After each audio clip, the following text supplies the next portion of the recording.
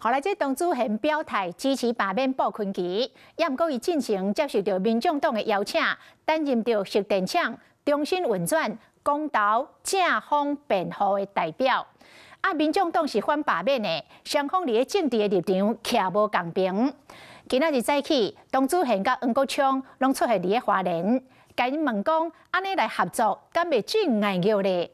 黄国昌讲，台湾是一个多元的社会，董子贤伫咧政治上有家己的想法，真正常。我觉得童子贤董事长他自己有他自己政治上面的想法。台湾本来就是一个民主多元的社会啊，这个是一个很正常的现象。讲大家人的政治立场无同，也过伫黑人议题会当共一个阵线。童子贤董事长虽然在绿营，但是我相信他也是深刻的感受到赖政府在能源政策上面是走错误的道路。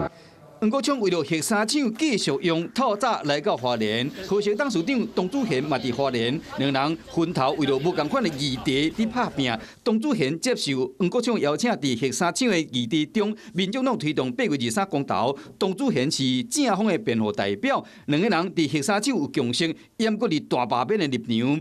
黄国昌带全党挺反罢免，董子贤是挺罢免鲍昆萁。现在这1年多。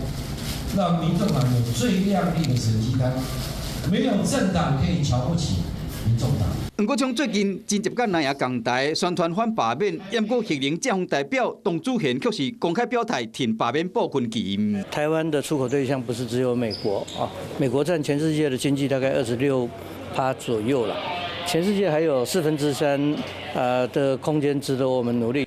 台湾的产业面对关税甲汇率的夹攻，董子贤用世界观稳定军心，伫财经、核能拢有一定的影响力。即马公开挺罢免鲍昆萁，对罢免的投票来讲有相当的影响。